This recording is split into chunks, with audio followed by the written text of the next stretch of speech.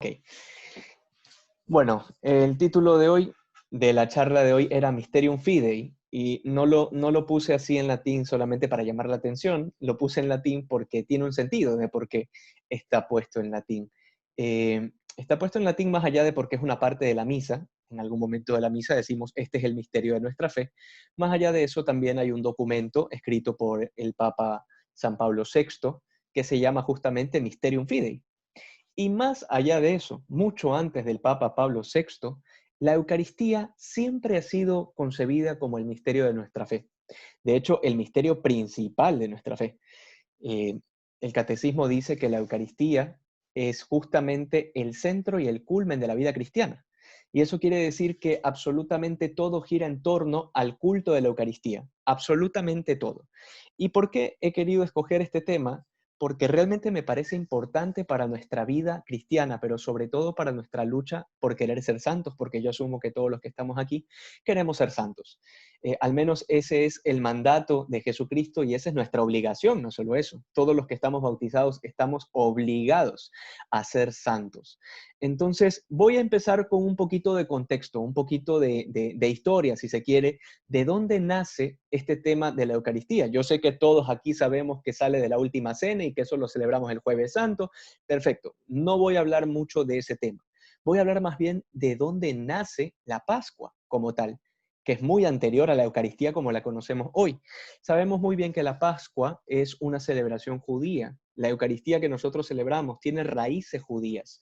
Y entonces viene mucho más atrás, viene del libro del Éxodo, aquel momento en el que el pueblo judío estaba siendo esclavizado por los egipcios. Entonces, en algún momento, quienes hemos tenido la oportunidad de leer el libro del Éxodo, sobre todo ese capítulo en donde se relata la libertad o la liberación del pueblo judío de la mano esclavizante de los egipcios, nos daremos cuenta que el Señor instituye la Pascua. ¿Y qué cosa es la Pascua? Es una celebración judía que trata de rememorar ese momento específico en el que el Señor liberó a su pueblo de la esclavitud. Y entonces, a partir de que el Señor liberó a su pueblo de la esclavitud, allá en tiempos del Éxodo, pues a partir de entonces los judíos comenzaron a celebrar este momento de la Pascua. Y es un momento sumamente especial, de hecho es la fiesta más solemne judía hasta el día de hoy, sigue siendo la Pascua un momento de solemnidad judía. Entonces, este es un poco el contexto en el que nace la Pascua. La Pascua que significa paso, ¿no? Traducido significa paso. ¿Por qué? Porque rememora ese momento en el que el Señor pasó.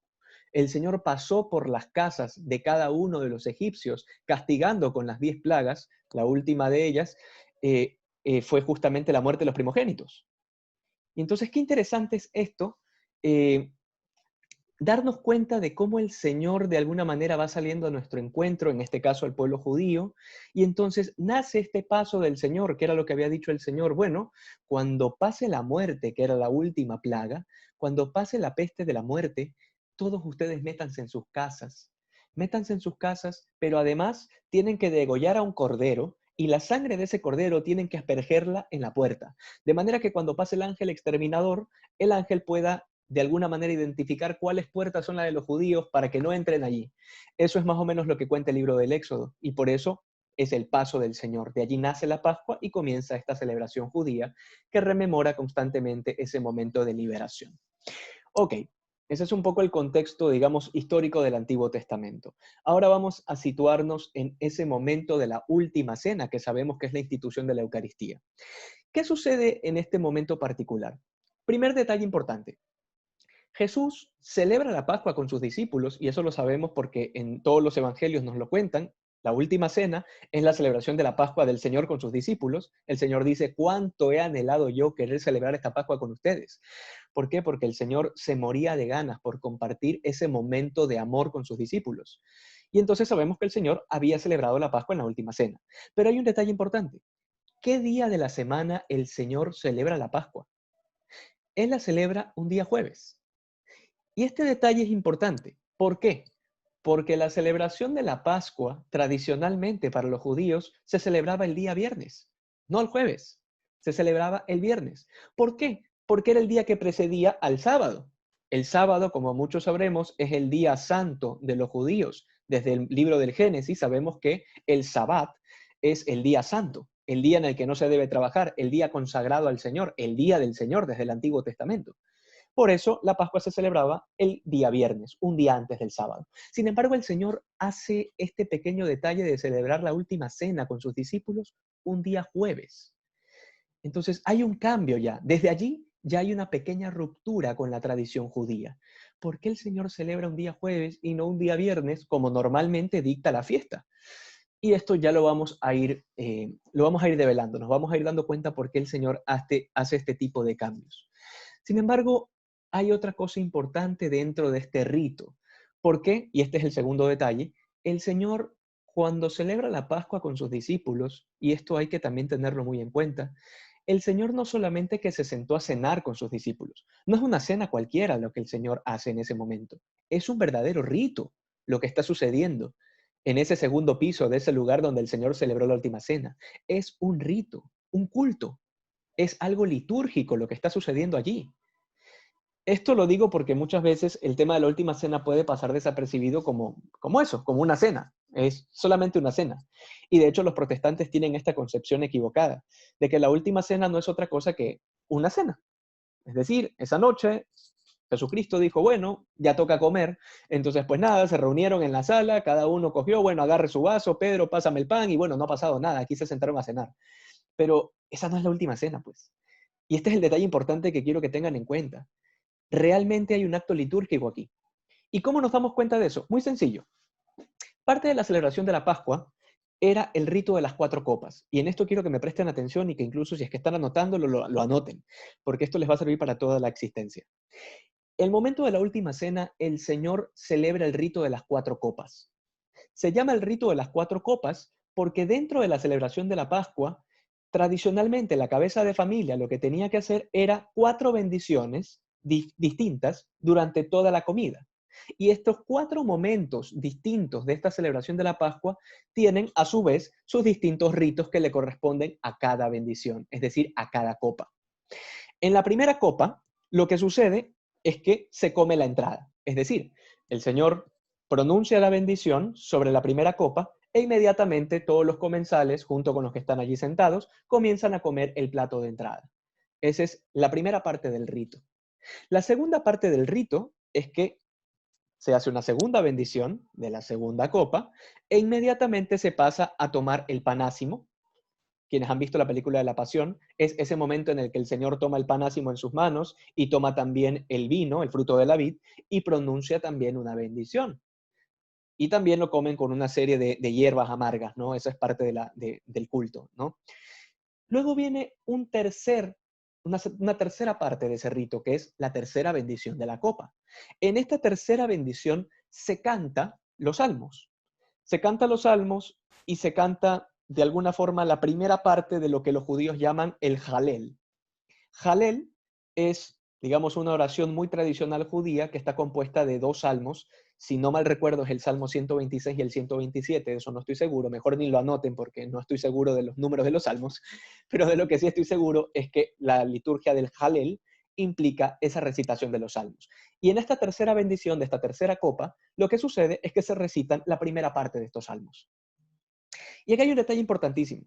Cuando nosotros tengamos la ocasión de volver a releer la Pasión según San Juan, cuando vayamos a la parte de la última cena, presten mucha atención, porque se darán cuenta que en el momento en el que se hace esta bendición de la copa, que es tal como lo dice San Juan, el Señor pronuncia la bendición y dice San Juan, después de cantar los salmos, se levantan. Y aquí hay un detalle importante. Primer detalle que he dicho, el Señor ha cambiado el día. Ha celebrado, digamos, la Pascua en un día jueves y no en un día viernes como tradicionalmente debe hacerse. Segundo detalle importante. La Pascua está compuesta de estas cuatro copas con estas cuatro bendiciones. Yo solamente les he dicho que han sucedido tres bendiciones. ¿Qué pasa con esta cuarta bendición? El Señor no la hizo, se la saltó. Cuando ustedes lean el Evangelio según San Juan, sobre todo en el momento de la última cena, se darán cuenta que San Juan termina la escena de la última cena diciendo, bueno, se hace la bendición y cantan los salmos y después de cantados los salmos se levantan y el Señor se retira a orar. ¿A dónde? Al huerto de Getsemaní, y de allí comienza la pasión y todo lo que ya sabemos. Entonces viene una pregunta abismal, sobre todo de los teólogos y de un montón de gente que ha venido reflexionando años y años dentro del cristianismo. ¿Qué pasó con la cuarta copa? ¿Qué pasó con la cuarta bendición que era propia del culto para culminar el rito de la Pascua? ¿Por qué el Señor se la saltó? Aquí vamos a ir entendiendo un poco por qué yo les digo que la última cena es verdaderamente un culto. El Señor dice inmediatamente en el Evangelio según San Juan: no voy a volver a beber del fruto de la vid, sino hasta cuando todo se haya cumplido. No voy a volver a beber del fruto de la vid, sino hasta cuando todo se haya cumplido. Es lo que dice el Señor. E inmediatamente comienza su pasión, ¿no? Se van al huerto de Getsemaní, aparece Judas con el resto del tropel buscándolo al Señor como si fuese un ladrón, y bueno, allí más o menos se rememoran toda la película de la pasión, que es todo lo que sucedió. En este momento, mantengamos en nuestra mente que falta una cuarta bendición. Hay una cuarta copa en el aire que no se culminó, es decir, el rito no está culminado aún. Y obviamente el rito de la Pascua, ¿cómo culmina? Lo he dicho en su momento desde el inicio, matando al cordero. Hay que matar un cordero y comérselo. Es así como termina el rito, después de la cuarta bendición de la copa. Sin embargo, ese rito el Señor lo dejó abierto. No lo terminó en la última cena, sino que continúa abierto. Viene la pasión y llegamos a la crucifixión.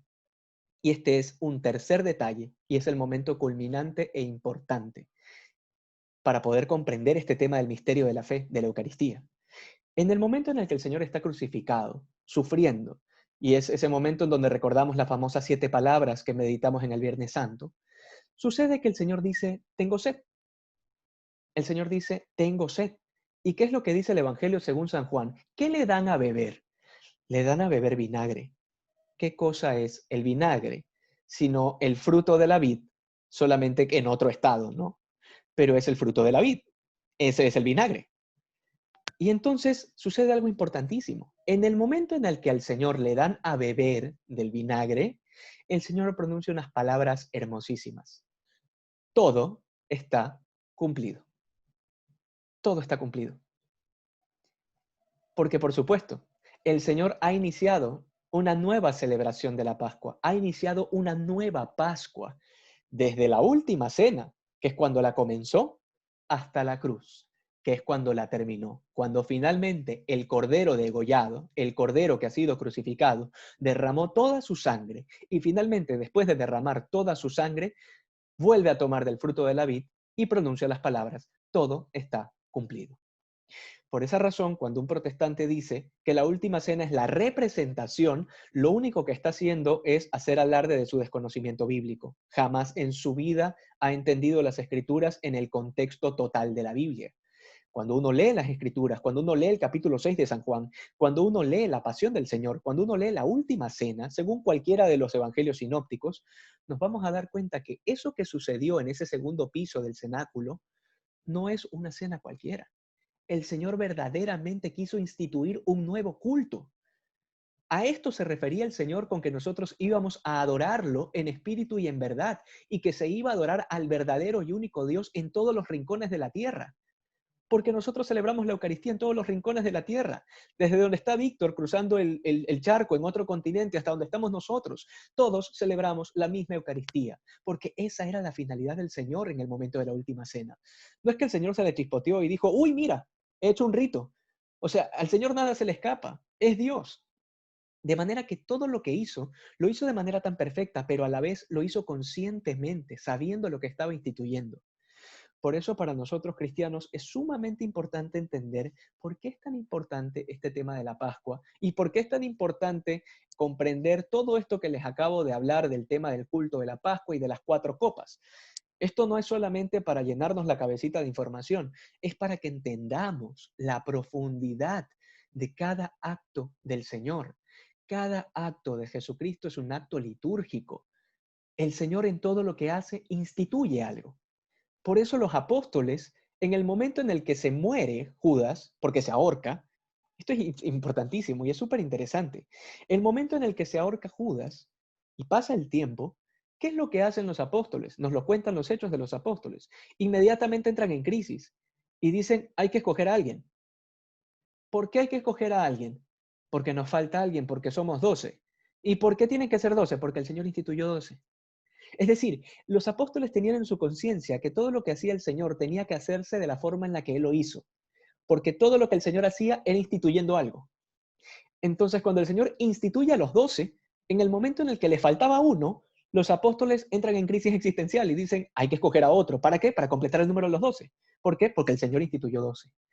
Entonces, todo lo que nosotros hacemos como iglesia, lo hacemos no porque nos lo hemos sacado por debajo de la manga, lo hacemos porque realmente el Señor lo ha instituido. Es porque la tradición así nos lo ha entregado, porque las escrituras nos lo enseñan. Entonces, el rito eucarístico, el mysterium fidei, el misterio de la fe, es neta y profundamente bíblico. Pero sobre todo, cuando decimos que es el culmen, la cúspide de la vida cristiana, no estamos exagerando. Es que toda la vida del Señor se centra en ese momento en el que está crucificado y da plenitud a todas las profecías del Antiguo Testamento. Pero ¿cómo le da plenitud? Haciendo cumplir el rito de la Pascua. Haciendo cumplir el rito de la Pascua. Así es como el Señor cumple todas las profecías, diciendo todo está cumplido. Pero todo se cumple dentro del contexto de la celebración de la Pascua. Por eso la Pascua para nosotros es muy importante. Es tan importante que la iglesia le dedica 50 días para estar en tiempo pascual. Y dentro de ese tiempo pascual dedica 8 días, que es la octava de Pascua, para vivirlo como un solo día de la resurrección del Señor. En otras palabras, no estamos hablando de cualquier cosa, estamos hablando del centro de la fe. Entonces, dentro de este contexto, en el que ya hemos entendido un poquito que esta última cena es verdaderamente un rito y que en el momento en el que el Señor se reúne con sus apóstoles en esa última cena, estaba celebrando un culto pascual, ahora viene un poco ya la parte que nos compete a nosotros. ¿Qué implica para nosotros este tema de la Eucaristía, este misterio de fe? Primera cosa importante que implica para nosotros, evitar caer en el error protestante de interpretar la escritura en un sentido metafórico. Esto está de más, ya por todo lo que hemos conversado, está un poco de más que se los diga, pero es importante recalcarlo. Cuando nosotros leemos sobre la última cena, leemos sobre la Pascua del Señor, hay que evitar cometer ese error protestante de interpretar las cosas de forma metafórica. ¿Y por qué? Porque, pues bueno, a diferencia de los protestantes, nosotros tenemos una tradición y un magisterio. No interpretamos las escrituras de manera, digamos, aleatoria. Nosotros ya tenemos una interpretación que hemos recibido, ¿no? Que es lo que llamamos la tradición o el magisterio de la iglesia. Lo que hacemos nosotros es recibir una enseñanza milenaria que nos viene desde los apóstoles. Entonces hay que evitar esas interpretaciones incorrectas, ¿no? Siempre investigar, siempre preguntar si hay algo que no entiendo, siempre profundizar en qué es lo que dice la iglesia respecto a esto. Y esto nos llama a una segunda reflexión. Nosotros somos hombres y mujeres de iglesia, o al menos es lo que pretendemos ser. Estamos llamados a ser hombres y mujeres de iglesia. ¿Y qué quiere decir que somos hombres y mujeres de iglesia? Quiere decir que la iglesia es nuestra madre. Quiere decir que nosotros no adoptamos posturas aleatorias. Quiere decir que hemos comprendido que nuestra opinión respecto a la doctrina no sirve, es inútil, no tiene importancia. Aquí no importa lo que yo opino, aquí no importa lo que a mí me parece. Y esto puede sonar muy duro, sobre todo en un tiempo en donde la libertad de expresión parece tener valor absoluto, pero nosotros no vivimos del tiempo actual, nosotros no vivimos del cambio de los tiempos, nosotros vivimos de una doctrina que tiene 2020 años. De hecho, tiene más de 2020 años si contamos el Antiguo Testamento. Entonces, no vamos ahora nosotros a ir con los tiempos. Eso no sucede en la iglesia. Nosotros no estamos llamados a cambiar la doctrina de acuerdo al parecer de la gente. Nosotros estamos llamados a obedecer una verdad que es milenaria. Entonces, a eso me refiero con que evitemos siempre este tema de mi opinión, ¿no? Esto es lo que yo pienso, esto es lo que yo opino. En temas que son opinables, por supuesto. Cuando hablemos de política y nos sentemos a tomarnos una cerveza hablando de política, perfecto. Cada quien tenga su opinión, crea lo que crea. Si por aquí hay algún socialista, bueno, pues ya Dios lo perdone, pero ya ni modo. Cada quien es libre de pensar lo que quiera en temas políticos. Pero cuando hablamos de temas de fe y de doctrina, y esto es un siguiente punto importante, Nos estamos cargando una característica de la iglesia, que es la unidad. Nosotros decimos en el credo que creemos que la iglesia es una sola. Y cuando decimos que la iglesia es una, estamos hablando de unidad, estamos hablando de que todos creemos lo mismo. Si hay alguien que no cree lo mismo, está fuera de la iglesia. Y esto que les estoy diciendo no es porque yo sea pedante, no es porque yo sea el dueño de la verdad, es porque esto es lo que la iglesia ha venido enseñando durante 2020 años. Aquella persona que no cree lo que se profesa en el credo, está fuera de la iglesia. No porque el Papa se entera, porque tenga informantes y se entera y entonces viene y dice, tú estás afuera de la iglesia. Eso no sucede. Sencillamente es lo que el derecho canónico conoce como la excomunión late sentencia. ¿Qué quiere decir eso? Que automáticamente, sin necesidad de que nadie te lo diga, tú, por tus propios actos, por tu propia postura personal, te has ubicado fuera de la iglesia. Eso quiere decir la excomunión late sentencia. Y eso sucede en el momento en el que tú adoptas posturas que son contrarias a la doctrina. Entonces, si te das cuenta aquí en la iglesia, esto me encanta decirlo y quienes me conocen saben que me encanta repetirlo, en la iglesia no existe la democracia. En la iglesia no existe la democracia, existe la jerarquía y es una jerarquía vertical que viene de arriba hacia abajo. No hay opiniones, no hay cosas opinables, la doctrina no se opina, los dogmas peor. Entonces, esto es algo que al mundo actual le duele mucho. Esto es un golpe bajo para el mundo que vivimos actualmente, porque el mundo que vivimos actualmente está acostumbrado a consultarlo todo. ¿Sí? Todo tiene que ser consultado, todo tiene que ser libre, todo tiene que tener acceso absoluto a todos. Eh, entonces, si esa es la realidad, por supuesto, eso dentro del mundo podemos hacerlo, pero la iglesia no ha sido fundada de esa forma. Por eso, en el capítulo 6 de San Juan, cuando Jesucristo comienza a hablar de que Él es el pan de vida y de que su carne es verdadera comida y su sangre es verdadera bebida, te darás cuenta que el Señor no hace una encuesta, no hace una consulta popular, no le pregunta a los apóstoles, bueno, ¿quiénes de ustedes están de acuerdo? ¿Quiénes no están de acuerdo? Y bueno, levantan la mano los de aquí, los de acá no, bueno, ya cambiemos. El Señor no fue así. El Señor automáticamente lo único que dijo fue voltearse, ver a los apóstoles que estaban asustados y decirles, ¿ustedes también se van a ir? En otras palabras, yo no voy a cambiar lo que he dicho. Lo que he dicho es lo que es. Y el que quiera seguirme, me sigue. Y el que no, pues nada, muchas gracias, la puerta es ancha. Básicamente el señor, y yo lo he dicho varias veces, no tiene muchas habilidades de marketing. Eso lo sabemos desde el inicio. Quien lee los evangelios se dará cuenta que no es que se promociona muy bien, pero el señor es bastante claro. El que quiere seguirme, lo van a perseguir, probablemente muera mártir, va a ser perseguido también por los políticos, va a ser azotado en las sinagogas, y si a mí me han hecho esto, si al maestro le han hecho esto, más aún a los discípulos. Entonces, más o menos esa es la carta de presentación que el Señor nos hace, ¿no? El que quiera seguirme, niéguese a sí mismo, cargue su cruz y sígame. Así que el asunto no es tan atractivo, pero realmente se vuelve atractivo en el momento en el que descubrimos que esa es verdaderamente nuestra felicidad, que nuestra felicidad está justamente en el reino de los cielos y que nada de este mundo nos va a poder colmar ese hueco enorme, ese vacío, ese cráter que tenemos en el corazón y que solamente lo va a poder llenar Dios. Entonces, cerrando aquí un segundo punto. Para nuestra vida es sumamente importante profundizar el misterio de la fe, profundizar en la Eucaristía, porque es de allí, esa es la fuente de donde nace el resto de la doctrina. Esa es la fuente de donde nacen los sacramentos. Esa es la fuente de donde nace la gracia, la fuerza que nos ayuda a nosotros para poder cumplir ese mandato de ser santos como el Padre Santo. Por eso es importante este tema, ¿no? No es cualquier cosita, ¿no? Es importante que toquemos este tema del misterio de la fe.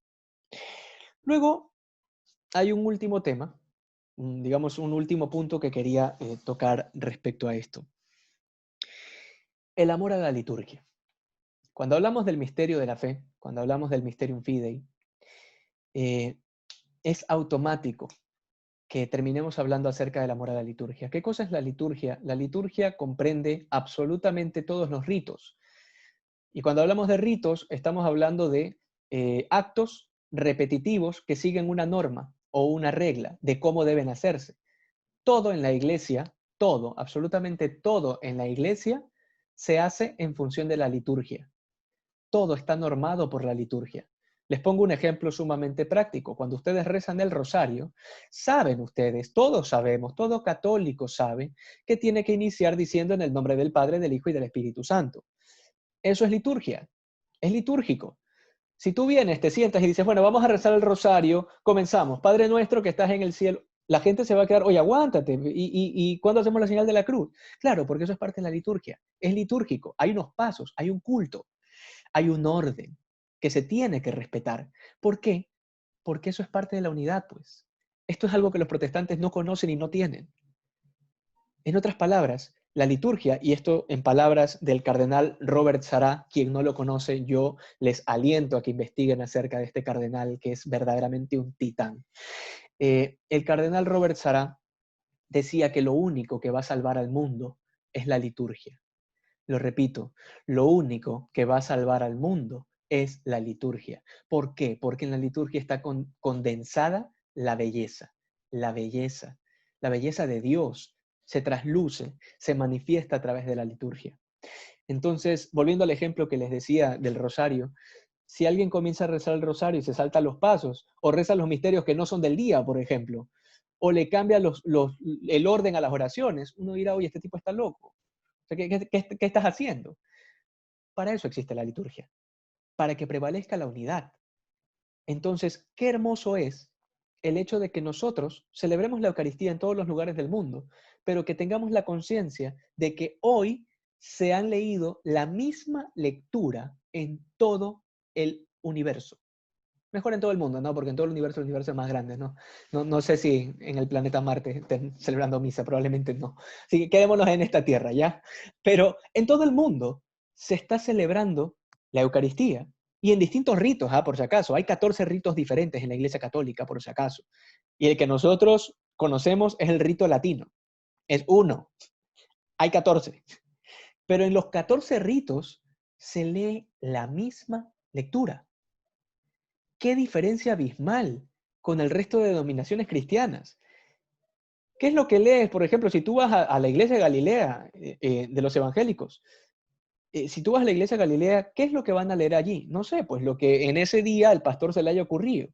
Si tú vas a la iglesia de Pare de Sufrir, será otra lectura diferente que la que el pastor en ese momento también se le ocurrió. Y así con cada una de las iglesias que te dé la gana de ir, que no sean católicas. ¿Por qué? Porque no existe unidad. No hay unidad porque no hay liturgia. Eso es lo hermoso de la liturgia, esa es la importancia del misterio de la fe, porque allí es de donde nace la unidad de la iglesia. Si no existe liturgia, si no hay liturgia, esto es un desastre, no hay unidad. Por eso es importante el rito, por eso es importante el culto. Y entonces, volviendo a la idea inicial que les había planteado, es importante que nosotros aprendamos a amar y a defender la liturgia. Amar y defender la liturgia. Somos jóvenes, y sí, yo también todavía soy joven, por si acaso. Somos jóvenes y esa es la mayor fortaleza que tiene la iglesia en este momento. Es la mayor fortaleza. Digo la mayor fortaleza porque actualmente eh, me tomo las palabras del Papa Pablo VI, ya desde mucho tiempo antes, desde el tiempo de Pablo VI. Pablo VI dijo una cosa interesantísima dentro de la clausura del concilio, ¿no? El humo de Satanás se ha infiltrado en la iglesia. Esto lo dijo el Papa Pablo VI en su momento, dentro de los discursos de clausura. Y esto me parece interesante porque siento que ese humo de Satanás no ha terminado de filtrarse. Todavía falta mucho más, falta muchísimo más. Y esto es bíblico. Sabemos que esto tiene que pasar. Tiene que suceder que la iglesia se corrompa hasta cierto grado. Sabemos que la iglesia no va a desaparecer nunca porque hay una promesa divina que pesa sobre ella. Pero sí que la iglesia tendrá que corromperse mucho. Eso es parte de la profecía, eso es así. Tiene que suceder. Sin embargo, nosotros, que somos esa fuerza que tiene la iglesia, tenemos que aprender a amar la belleza de la liturgia. De lo contrario, estamos perdidos. Nosotros tenemos que tener la capacidad, al menos, de poder distinguir cuando algo no es litúrgico. Y no les estoy diciendo que nos convirtamos en policías de la liturgia, ¿no? O que nos convirtamos en excéntricos, ¿no? En esa gente que no puede ni siquiera vivir bien la misa porque está distraída viendo cuáles son los movimientos milimétricos que hace el padre. Eso no estoy diciendo que hagamos. Pero hay cosas que sí son evidentemente de sentido común para cualquier católico formado, ¿no? Si te das cuenta, por ejemplo, que el sacerdote dice, bueno, ahora nos vamos a coger todos de las manos y vamos a repetir todo juntos, por Cristo, con Él y en Él. Ok, algo no está bien aquí, ¿no? Algo pasó. ¿Por qué? Porque esa no es una oración que el pueblo repite, ¿no? Entonces aquí el curita algo se le saltó, algo sucedió. Si tú no puedes distinguir esto, pues entonces algo te falta de la formación. A eso me refiero con que hay que amar, vivir y defender la liturgia. ¿Qué es lo que uno tiene que hacer en ese momento? No, no te vas a parar y decirle, padre, usted lo ha dicho todo mal, bájese que celebro yo. No, no les digo que hagan eso. Pero sí que ciertamente al menos ustedes tienen que dar testimonio. Y si en algún momento alguien les pregunta, oye, ¿eso que ha hecho el padre está bien? No, no está bien, no está bien. El padre se durmió en esa clase del seminario, no lo sé, pero no está bien lo que hizo. Sencillo. Por lo menos tenemos que poder identificarlo y saber qué cosa es lo correcto. Porque de lo contrario, somos uno más del montón, pues. O sea, si ya bastantes católicos ignorantes tenemos, no podemos ser parte de la masa, pues no. Al menos seamos de los formados. Entonces, hay que estudiar mucho también el tema de la liturgia. Si bien no vamos a ser sacristanes, tampoco vamos a ser curas ni monjas, bueno, pues, pero al menos tenemos que saber cosas básicas de liturgia. Tenemos que saber cómo se reza bien un rosario. Varias veces yo lo he repetido hasta el cansancio. Y aquí hago yo un mea culpa. Yo me he sumado al error, pero varias veces les he pedido, sobre todo los que rezan el rosario con el grupo, les he pedido que recen bien la salve. Tienen una pésima mala costumbre de rezar mal la salve la rezan mal, le suman palabras que no existen en la oración de la salve. ¿Por qué? Porque es una oración que por ser religiosidad popular la han ido tergiversando y le han ido sumando palabras, ¿no? Ya, pero no es correcto, no es correcto. Si no sabemos rezar la salve, agarren, busquen en Asiprensa o en cualquier otra página católica, imprímanla y cuando les toque rezar la salve, léanla, ¿sí? Hasta que se haga unidad en la iglesia.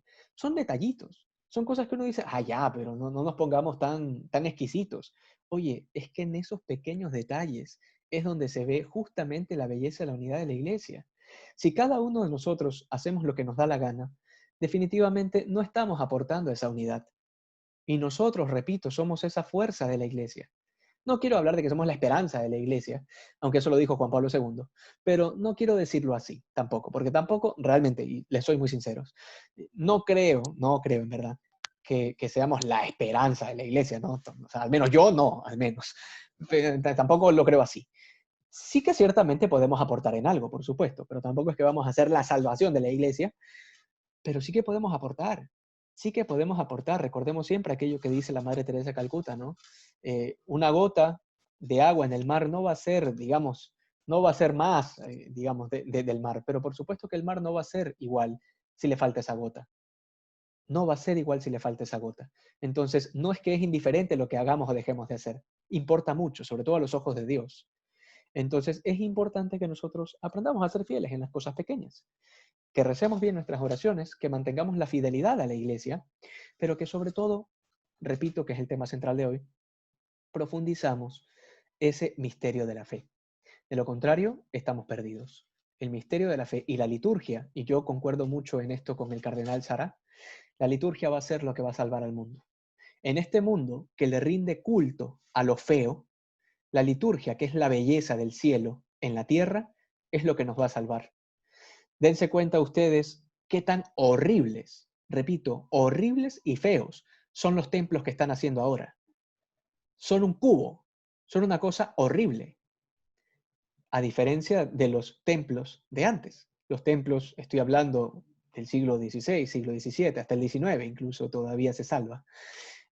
Pero dense cuenta cómo la arquitectura cada vez ha ido haciéndose más fea, y perdón por los que sean arquitectos o estudian esta carrera, pero sí que hay verdaderamente un culto a lo feo. Y en esto también quiero meterme en este tema porque me parece que es importante echar la luz del Evangelio en todos lados. Pero, por ejemplo, dense cuenta del tema minimalista. ¿Qué cosa es el arte minimalista? Es reducir el arte a la mera funcionalidad, es decir, reducir las cosas para lo que sirven. Si tú entras a un McDonald's, por ejemplo, te darás cuenta que el McDonald's tiene un arte minimalista. Date cuenta cómo están hechas las mesas y las sillas. Son unos cuadrados. Literalmente es un cuadrado y un rectángulo. Esas son las sillas y las mesas. Y esto está de moda, porque es parte del arte minimalista. Se reduce toda su función. ¿Para qué sirve eso? Para sentarse. Y entonces, ¿qué es lo que hacemos? Un cubo. ¿Para qué? Para que te sientes. Pero date cuenta cómo era el arte antes. El arte verdaderamente trataba de manifestar la verdad y la belleza. Y entonces hacían unos acabados completamente diferentes. Las catedrales terminaban en punta. ¿Por qué terminaban las catedrales en punta? Porque se supone que la finalidad de la catedral era llevarte hacia Dios. Entonces, todo tenía una finalidad en la arquitectura que estaba unido a la verdad. Pero hoy vivimos una cultura y un culto a lo feo y a la mentira. Entonces, hasta en esos pequeños detalles, el Evangelio tiene que echar luces. Y el Evangelio no puede echar luces solos. Para eso estamos nosotros, que somos sal y luz de la tierra. Entonces, esa es un poco la idea, de que nosotros vayamos evangelizando estas realidades físicas, que uno dirá, bueno, ¿qué tendrá que ver el Evangelio con la arquitectura? Tiene mucho que ver, muchísimo que ver. Sobre todo si nos damos cuenta que efectivamente la arquitectura, en el fondo, fue pensada para poder manifestar visiblemente la gracia invisible de la belleza de Dios. Esa es la arquitectura. Se supone que debería manifestar la verdad, la bondad, la belleza y la unidad. Pero eso no es lo que manifiesta. Entonces, es nuestro turno de evangelizar esas realidades. En cada una de las profesiones hay realidades que necesitan de la luz del Evangelio. Ok, ese es un poco el tema. Tal vez creo que me expandí un poco.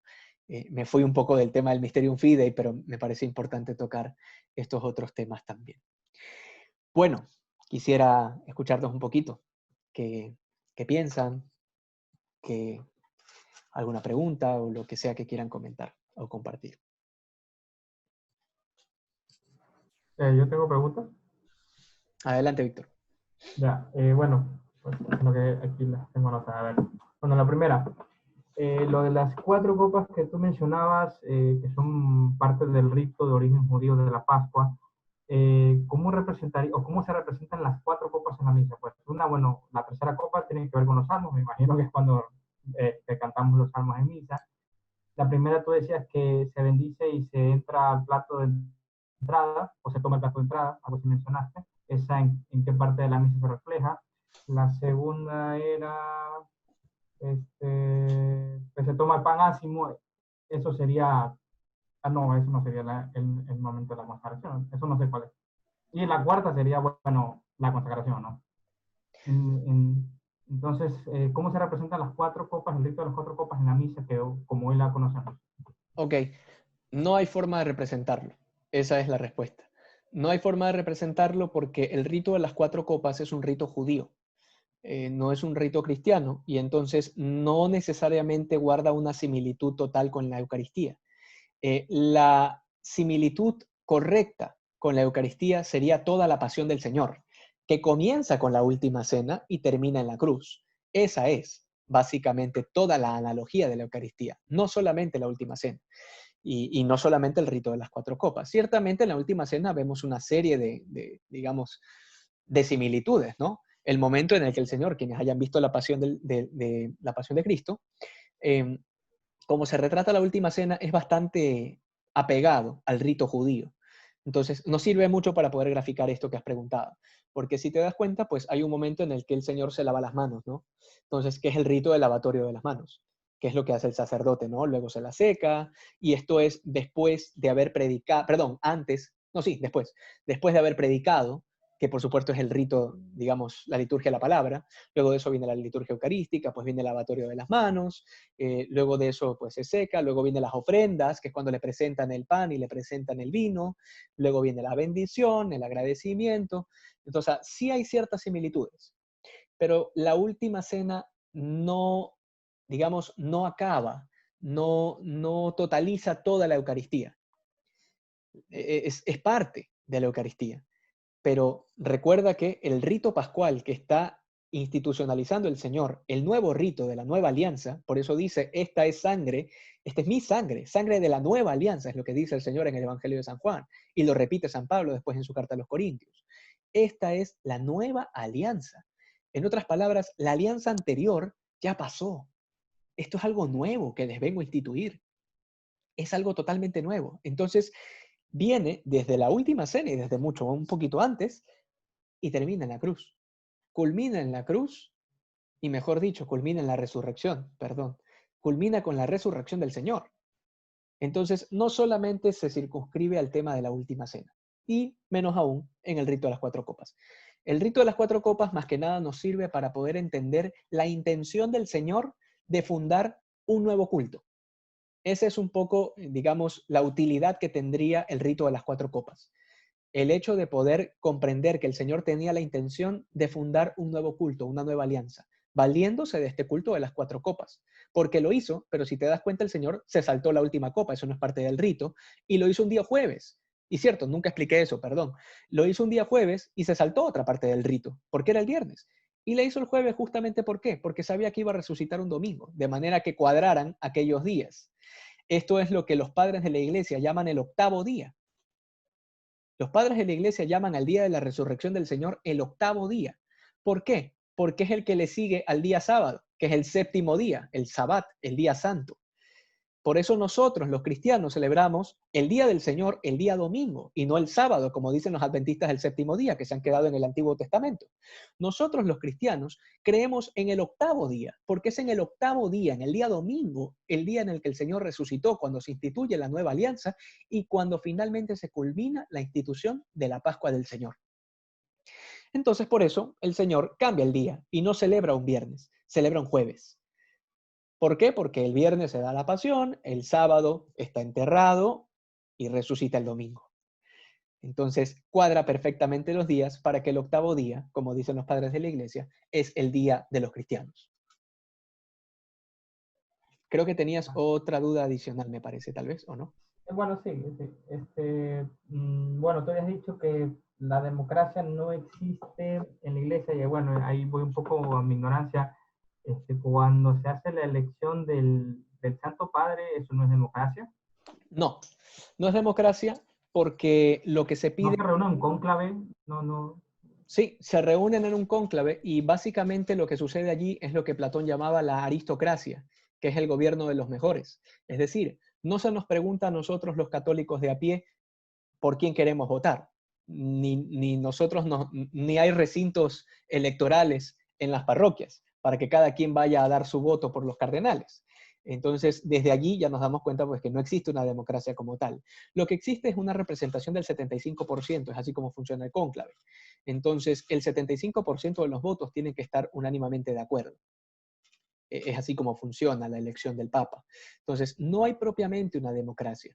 Aparte, si te das cuenta, en algún momento sería importante que lo investiguemos todos, cómo se da el cónclave.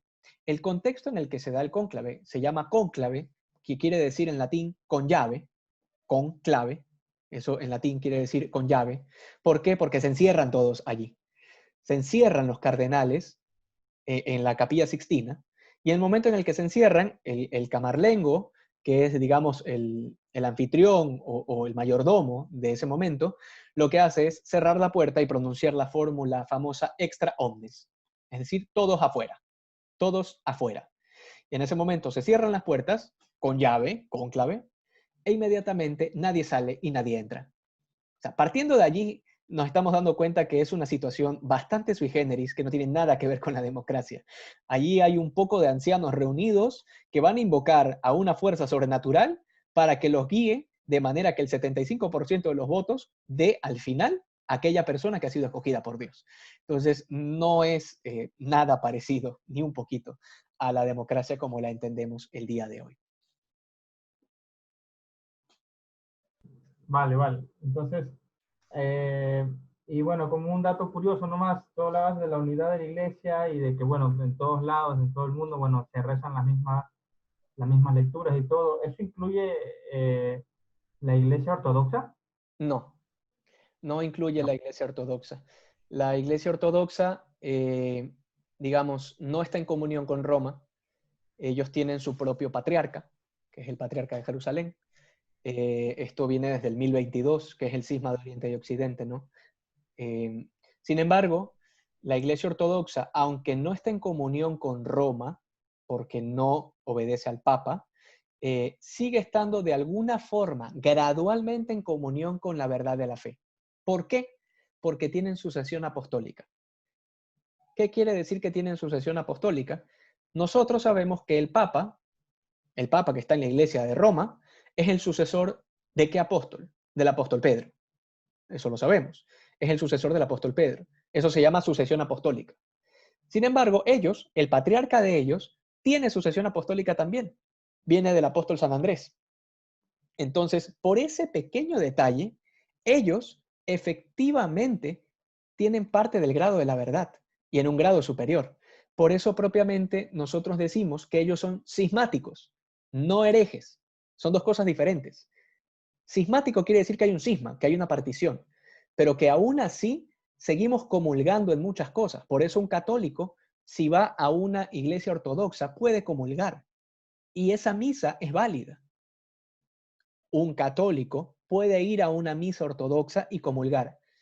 No es lo aconsejable, ¿no? No les estoy diciendo que vayan a una misa ortodoxa, pero digo que en el peor de los casos, si van a una misa ortodoxa y comulgan, esa comunión es válida y esa misa es válida y esos sacerdotes son válidamente ordenados. Es decir, puedes confesarte con un sacerdote ortodoxo y la confesión será válida.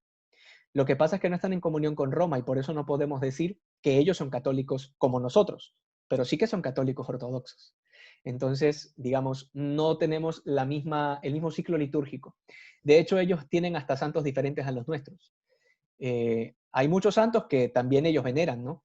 Tenemos santos en común, pero hay otros santos que nosotros no veneramos y ellos sí. Por ejemplo, ellos creen que Constantino es santo.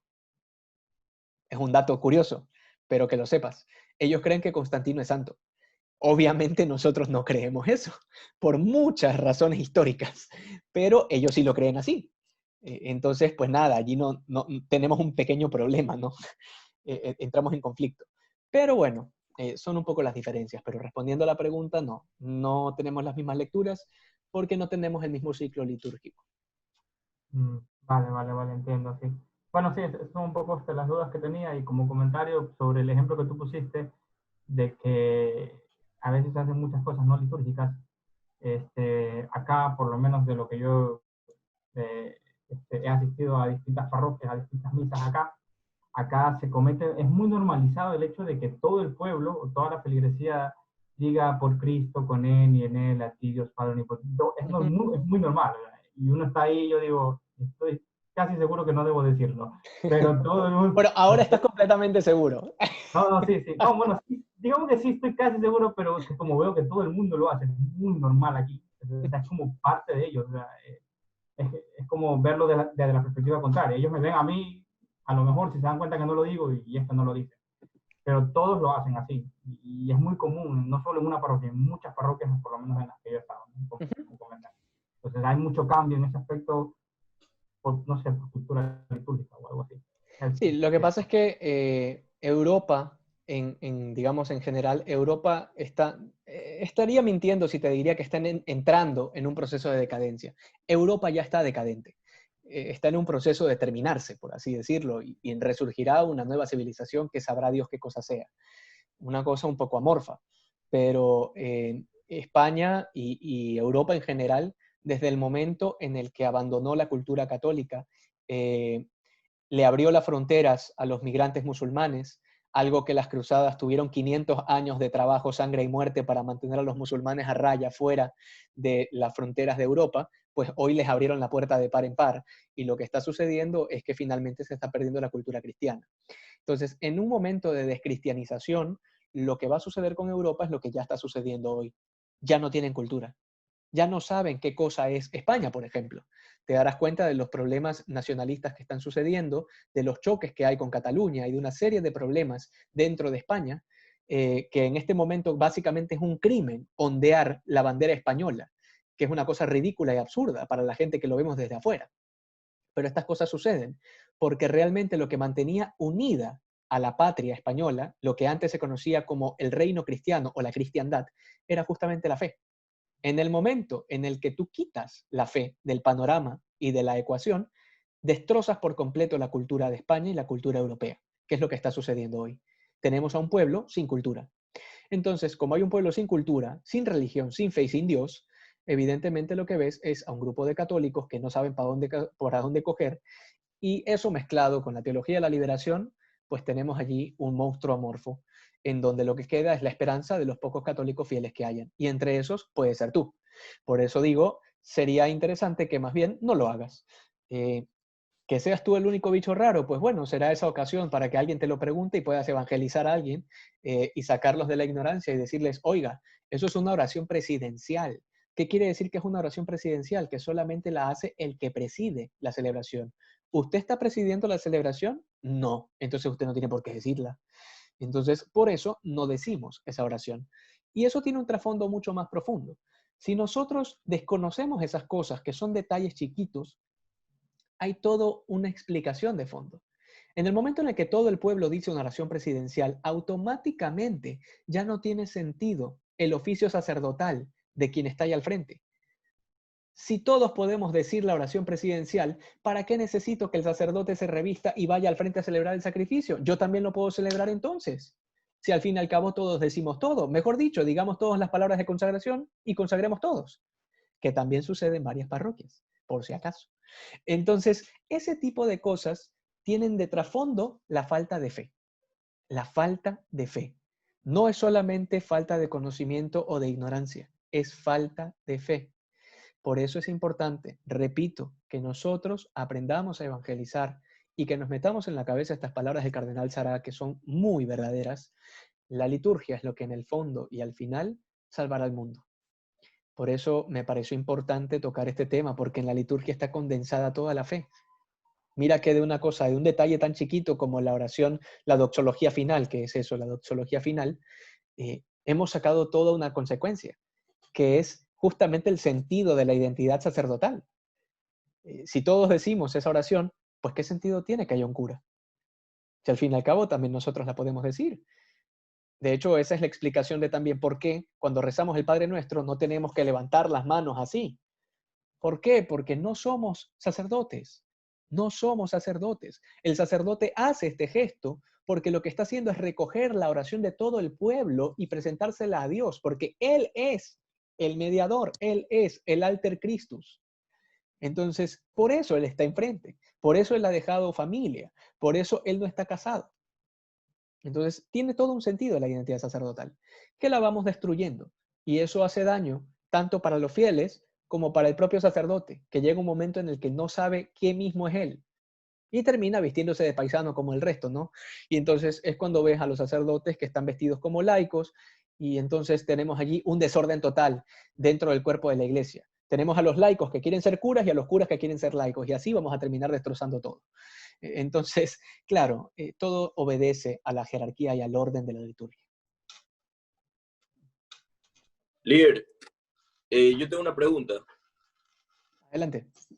Ya, yo estaba el otro día haciendo un rosario, lo puse en YouTube y yo me sorprendí porque no hacían como que el credo, ni el Padre Nuestro, ni los tres Ave Marías, ni el Gloria. Creo que el Gloria sí, pero los tres Ave Marías por la fe, la esperanza y la caridad.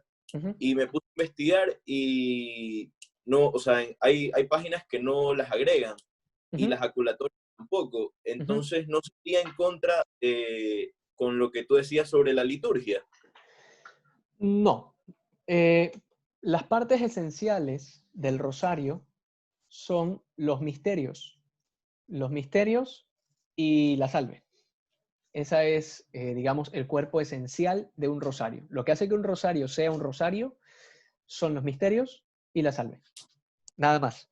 Entonces, por eso te darás cuenta que incluso hay movimientos que tienen, por así decirlo, su propio estilo para rezar el rosario. Entonces, allí no hay tanto problema. El drama es si tú cambias los misterios o si empiezas a rezar los misterios que no son de ese día o le metes otras cosas extrañas que no tienen nada que ver con el rosario. En ese momento, pues ya te metiste con la parte esencial, ¿no? Pero lo esencial es el anuncio de los misterios y la salve. ¿Y agregar jaculatorias está mal? No está mal agregar jaculatorias siempre y cuando sean de acuerdo a la doctrina, pues no. O sea, y Claro. esto te lo digo porque también me ha pasado. Las cosas que yo les cuento, por si acaso, no es que me las invento, es porque me han pasado, porque he estado allí, ¿no? Pero sí me ha pasado, ahora que estamos en plena beatificación del hermano Gregorio, me ha pasado que dentro de las jaculatorias del Rosario invoca a San Hermano Gregorio, ¿no? Cuando todavía ni siquiera lo han canonizado, o sea, cosas que pasan. Entonces yo digo, oye, pero esto no se puede hacer, ¿no? Pero pasa, son cosas que suceden, ¿no? Hay también, por ejemplo, formas inadecuadas de decir el gloria, ¿no? Y hay gente que dice gloria al Padre y gloria al Hijo y gloria al Espíritu Santo. Eso no se hace. No se hace. ¿Y por qué? Uno dirá, solamente es una cuestión de forma. Eso no importa cómo lo digas. No, sí importa. Importa porque la forma en la que lo decimos manifiesta lo que creemos. Cuando tú dices gloria al Padre, gloria al Hijo y gloria al Espíritu Santo, en ese momento tú estás separando a las tres personas divinas. Cuando nosotros lo que creemos en el credo es que son tres personas en una sola sustancia. Entonces, esta cosa es una cosa muy, muy compleja, pero es parte de nuestra fe. Entonces, basta con que digas gloria al Padre y al Hijo y al Espíritu Santo, porque los tres reciben la misma adoración y gloria, es lo que decimos en el credo. Los tres reciben la misma adoración y gloria, entonces no tienes por qué decir tres veces gloria. La gloria es para los tres igual. Entonces, son detalles, detalles, detalles, detalles. Pero la liturgia está llena de detalles. La belleza está llena de detalles. Por eso todo está normado. Y en la parte del salve, ¿cuál era la parte que tú has escuchado que se hace mal? Ay, tendría que recitarlas todas para acordarme. Por ejemplo, Dios te salve, reina y madre. Madre de misericordia. Repiten dos veces madre, ¿no? Eso no sucede. Eso siempre lo escucho, Sí, dos veces.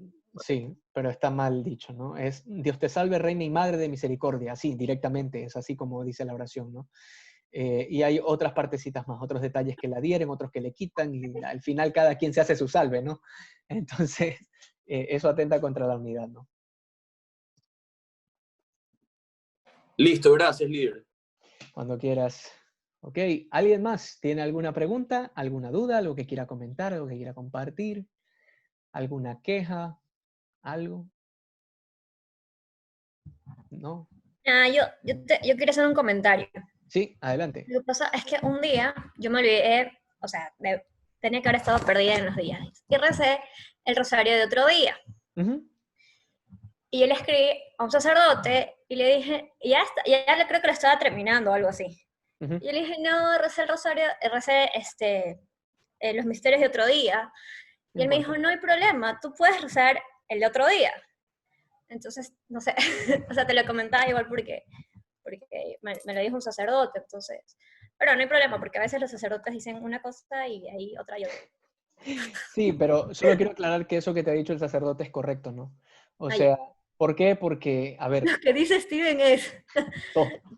No, jamás. yo una vez, no sé creo que fue Sor Faustina, o no me acuerdo qué fue, que tuvo una revelación de Jesús, y ella le decía que el sacerdote le decía otra cosa, y que Jesús le dijo, tú hazle caso a tu director espiritual.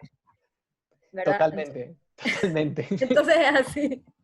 Sí, tal cual. Solamente que, como para aclarar, lo que te ha dicho el sacerdote es correcto, ¿no? ¿Por qué? Porque hubiese sido muy distinto si tu intención hubiese sido rezar desordenadamente, ¿no? Entonces, Okay. no sé, pues, por ejemplo, hoy que estamos domingo y se rezan los misterios gloriosos. Tú dices, bueno, se rezan los misterios gloriosos, pero la verdad es que yo quiero rezar los dolorosos. ¿Por qué? Porque me da la gana, porque yo quiero, ¿no? Es una postura muy diferente. Bueno, ¿Sí? claro. Otra cosa es decir, chuzo, me olvidé, ay, no han sido los de hoy. Ya, pues ya no fueron, pero el rosario es válido.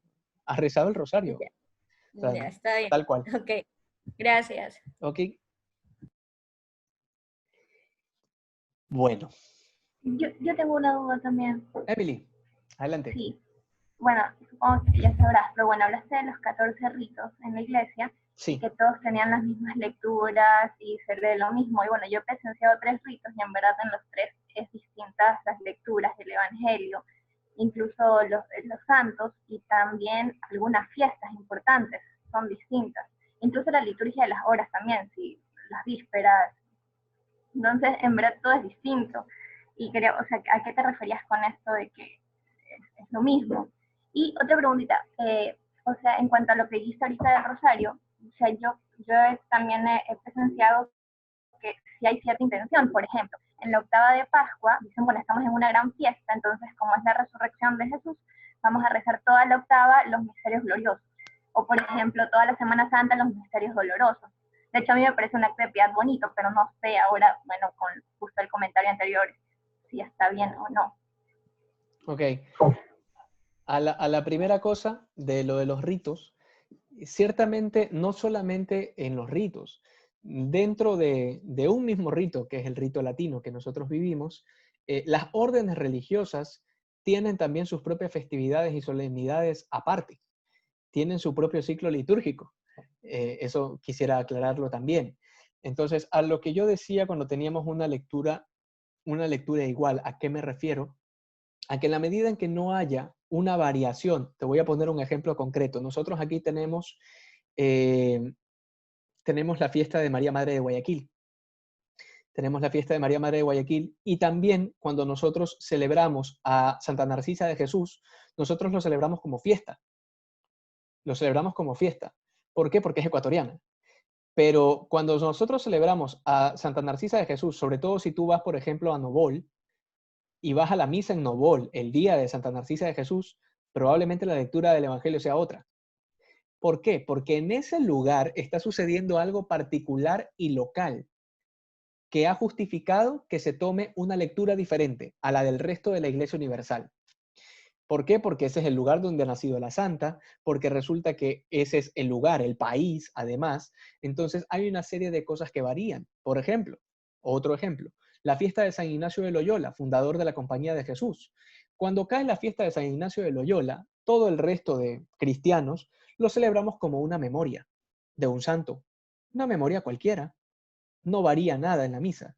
Pero si tú vas a alguna de las casas provinciales de los jesuitas, te vas a topar con otro evangelio, porque ellos lo van a celebrar como solemnidad. ¿Por qué? Porque es el fundador de su espiritualidad. Entonces, evidentemente, allí ha sucedido una cosa particular que ha justificado que se cambie la lectura, ¿no? Sucede lo mismo en los matrimonios, que es la celebración de un sacramento. Ese día no se celebra, no se lee la lectura del día de ese día, ¿no? Se celebra y se lee otra lectura. Lo mismo sucede con el tema de los ritos. No sé si a los ritos a los que tú hayas asistido justamente ha tocado alguna cosa en particular, pero los 14 ritos generalmente siguen el mismo ciclo litúrgico, aunque varían en los calendarios en cuanto a las festividades de los santos. Eso es verdad. Varían las festividades de los santos, pero la lectura del Evangelio sigue siendo sustancialmente la misma. No sé, por eso digo, no sé si justamente a los ritos a los que fuiste, justamente ese día celebraban algo en particular, no lo sé. O tal vez fue el lugar, no tengo idea. Pero ciertamente que se respeta la liturgia en cuanto a la lectura del Evangelio, porque se supone que es allí donde reposa la unidad de la iglesia. En cuanto a lo segundo, déjame recordar que era, sí, lo del rosario, lo de los misterios. Allí sí no quiero arriesgarme a responderte porque no lo sé. No sé si sería antilitúrgico. En mí, y esto sí es opinión muy personal, no tiene ningún peso, es opinión mía. Pero yo no lo vería mal, ¿no? No lo vería mal en cuanto a que se sigue la lógica. No me vas a reír, Andrés. Se sigue la lógica en cuanto a que si la iglesia y la liturgia toman como un solo día toda esa semana, la lógica litúrgica diría, bueno, si es un solo día, pues bueno, pues todos los días son domingo. De hecho, muchas veces se lo predica así. Todos los días, todos estos días es el domingo de la resurrección. Y si eso es así, pues siguiendo la lógica deberíamos rezar todos los días los misterios gloriosos. Así que no le veo fallas a la lógica, digamos, como dice el meme. Al menos yo no le vería falla a la lógica, pero no tengo una respuesta, digamos, oficial de la iglesia. No sé si la iglesia se haya pronunciado respecto a eso, pero yo en particular no le vería ningún problema. Steven, incluso como que un poco acotando, yo lo busqué y me puse a investigar. Lo ponen como no, o sea, no lo ponen como obligación, sino como algo que lo puedes, estás en tu libre, digamos, en tu libre decisión de hacerlo, lo puedes hacer. Por ejemplo, como decía, lo podemos hacer, si es la pasión, los misterios dolorosos, lo puedes hacer si es que estás de pronto, pero no es una obligación como tal, ¿cierto? Pero claro, o sea, es cierto lo que dices. Correcto, o sea, y en esto sí quiero aclarar, el rosario es una devoción. Es una devoción. Cuando decimos que es una devoción, quiere decir que, a ver, ¿cómo lo digo? Sin que suene feo, porque puede malentenderse lo que voy a decir. El rosario es una devoción en cuanto a que no es un dogma, ¿no? No es un dogma. De manera que puede cambiar. De hecho, cambia. De hecho, hace 2 días el Papa ha introducido 3 nuevas letanías. O sea, entonces, al ser una devoción, puede cambiar. La liturgia ciertamente trata de normarlo porque de alguna forma debe subsistir la unidad de la iglesia. Pero eso no quiere decir que si, por ejemplo, se me ocurre, el día de mañana ustedes rezan pues otro misterio o lo que sea, pues es un pecado como tal. No, no es un pecado. Pero ciertamente que estás atentando contra la unidad de la iglesia, ¿no? Entonces, por eso la liturgia te sugiere, la liturgia te dice, oye, hay unos días para esto y hay una forma de hacerlo. Pero si te das cuenta, la camándula, que es como se llama esto se llama camándula, y la oración se llama rosario. La camándula la utilizamos para muchas otras devociones. Rezamos la coronilla de la Divina Misericordia, y dentro de la familia de los rosarios existen los rosarios de los niños abortados, existe el rosario de la misericordia, el rosario de Jesús sacramentado, el rosario, o sea, hay rosarios para todo. Entonces, por eso es una devoción, ¿sí? O sea, es muy flexible y es parte de la devoción popular además. Entonces, digamos, no es una cosa muy cuadriculada tampoco, como la misa. La misa sí que lo es. La misa es parte del dogma. Entonces, allí sí que no puedes meter mano. Pero en el rosario, pues sí hay cierta flexibilidad, ¿no? Por eso, respondiendo un poco a lo que Andrés había dicho antes, eh, hay partes esenciales del rosario, ¿no? ¿Qué es lo que hace que un rosario sea rosario? Los misterios, ¿sí? Que se lean, que se recen los misterios y que se diga la salve al final, ¿no? Pero de allí, ¿qué le quitas, qué le pones? Pues bueno, pues cada grupo tiene su estilo, digamos. Lazos de Amor Mariano, por ejemplo, tiene esta misma costumbre igual junto con el Opus Dei, que también la tiene, que es este tema de rezar al final o al inicio, no recuerdo muy bien, este tema de Dios te salve, Madre de Dios Hijo, Dios te salve, Esposa de Dios Espíritu Santo, Dios te salve, Hija de Dios Padre. Entonces, digamos, rezan 3 Ave Marías por esas 3 relaciones diferentes que tiene María con la Santísima Trinidad, ¿no? Son partes adheridas, no son partes esenciales del rosario, pero en distintos estilos y en distintas espiritualidades lo rezan así y no tiene nada de malo. Ok, alguien